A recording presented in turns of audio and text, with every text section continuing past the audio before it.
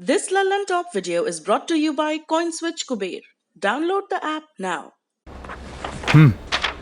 भाई साहब, बिटकॉइन में ट्रेड करना आखिर फ्लेक्सिबल कितना है?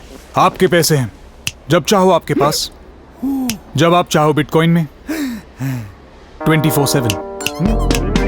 कॉइनस्विच कुबेर डाउनलोड करो और बिटकॉइन में ट्रेड करो। Simple, credible, flexible. ट्रेड कर बेफिक्र। मैंने 2 सपने देखे थे, एक तो आज पूरा हो गया है लेकिन एक सपना बाकी है अभी। ये शब्द थे डिंको सिंह के। 17 दिसंबर 1998 में उन्होंने कहे थे बैंकॉक, थाईलैंड में। ये बातें बोलते वक्त सिर्फ 19 साल के डिंको के चेहरे पर बेहद प्यारी सी मुस्कान थी।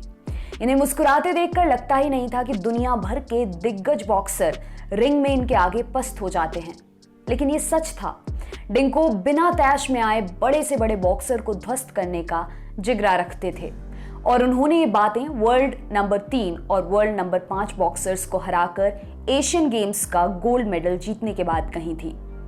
ये 1982 के बाद एशियन गेम्स में भारत का पहला बॉक्सिंग गोल्ड मेडल था और हमें आज भी यकीन है कि इसे डिंको के अलावा कोई और नहीं ला सकता था।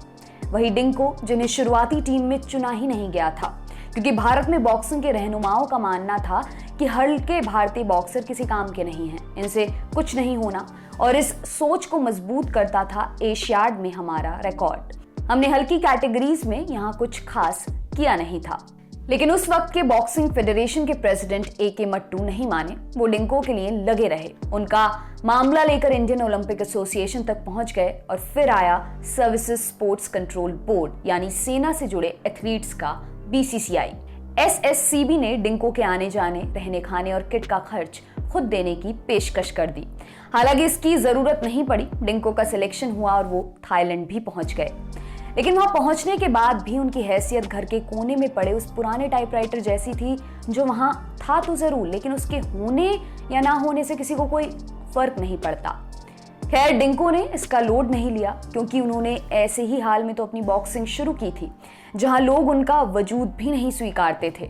डिंको ने इस बारे में खुद एक इंटरव्यू में बताया था। उन्होंने कहा था, मुझे IOA इंडियन ओलंपिक एसोसिएशन की ओर से टी-शर्ट, ट्रैक सूट, साजो सामान जैसा कुछ नहीं मिला था।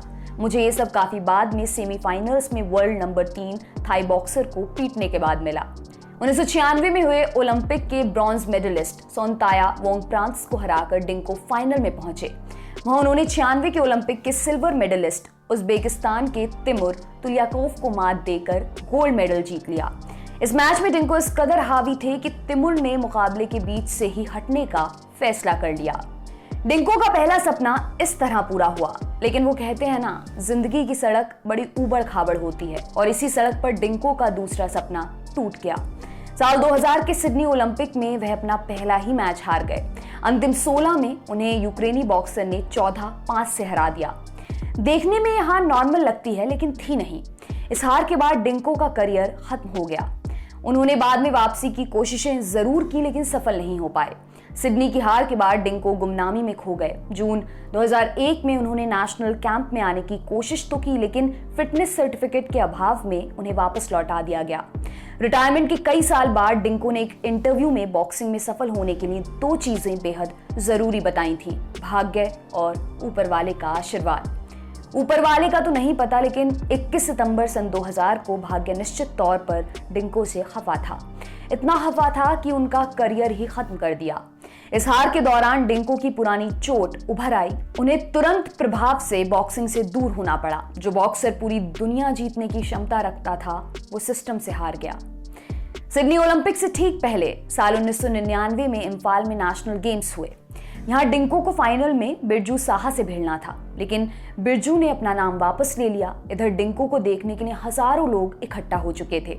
ऐसे में अधिकारियों ने उन्हें आंध्र के बॉक्सर सिरामुलु से भिड़ा दिया। डिंको ने यह मैच तो बेहद आसानी से जीत लिया, लेकिन इस जीत के दौरान उनकी कलाई टूट गई और भारतीय बॉक्सिंग के मालिकों ने इसी टूटी कलाई के साथ डॉक्टर्स की सलाह के खिलाफ उन्हें ट्रेनिंग के लिए क्यूबा भेज दिया। इतना ही नहीं, इस टूर पर जाने से पहले उस समय की खेल मंत्री उमा भारती के साथ एक सम्मान समारोह भी करवाया। डिंको से अवार्ड भी बंटवाए। बताते तो यहाँ तक हैं कि सिडनी ओलंपिक में भी वह चोटिल ही थे, लेकिन भारतीय बॉक्सिंग संघ अपने स्टार बॉक्सर को हर हाल में ओलंपिक में भेजना चाहता था। बॉक्सिंग करियर खत्म होने के कुछ साल बाद डिंको कोच बन गए, नए बॉक्सर्स को संवारने लगे, लेकिन भाग्य के बाद अब बारी ऊपर वाले की थी। ऊपर वाले ने भी डिंको से मुंह मोड़ लिया। 2014 में उन्हें हेपेटाइटिस हो गया। किसी तरह इलाज करा रहे डिंको साल 2016 में बेहतर इलाज के लिए दिल्ली आए, लेकिन यहाँ किसी भी अस्पताल में उन्हें भर्ती नहीं किया गया। इस बारे में एक इंटरव्यू में उन्होंने कहा था, मैं पिछले 2 साल से हेपेटाइटिस से जूझ रहा हूँ। मैंने दिल्ली के सभी बड़े अस्पतालों से अनुरोध किया था, मैं गुड़गांव के अस्पतालों तक भी गया, लेकिन किसी ने मुझे भर्ती नहीं किया। स्पोर्ट्स अथॉरिटी ऑफ इंडिया, जहां मैं अभी काम करता हूं, उन्होंने इलाज के लिए मुझे 50,000 रुपए दिए थे, लेकिन इसके बाद भी किसी अस्पताल ने मुझे भर्ती नहीं किया। लगभग 10 दिन तक भटकने के बाद आखिर में एक मणिपुरी डॉक्टर ने डिंको को पहचाना। अपने हीरो को पहचानने के बाद उस डॉक्टर ने डिंको को एडमिट कर उनका इलाज शुरू किया, लेकिन अगले ही साल डिंको को लिवर कैंसर हो गया। डिंको के इलाज में घर बिक गया। इसके बाद भी पैसे पूरे न पड़ने पर गौतम गंभीर, विजेंदर सिंह जैसे एथलीट्स ने डिंको की मदद की। कई साल तक लिवर कैंसर से जूझने के बाद 10 जून गुरुवार को डिंको का निधन हो गया। वे सिर्फ 42 साल के थे। जाते जाते डिंको के बारे में कुछ और बातें भी जान लेते हैं।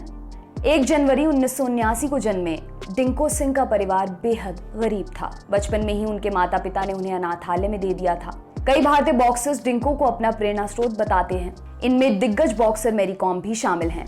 1998 में डिंको ने एशियन गेम्स का गोल्ड जीतकर इंडियन बॉक्सिंग का चेहरा ही बदल दिया। उनसे प्रेरित होकर दर्जनों बॉक्सर निकले और आज हर कंपटीशन में झंडे गाड़ रहे हैं। लंबे वक्त से स्पोर्ट्स कवर कर रहे हरपाल बेदी के शब्दों में कहें तो 1998 में डिंको एशियन गेम्स में गोल्ड ना जीतते तो शायद हमारी बॉक्सिंग अभी भी स्ट्रगल ही कर रही होती। आपके लिए तमाम जानकारी जुटाई है हमारे साथी सूरज ने। मेरा नाम है दिव्यांशी। देखते रहिए दी लल्लन टॉप। शुक्रिया।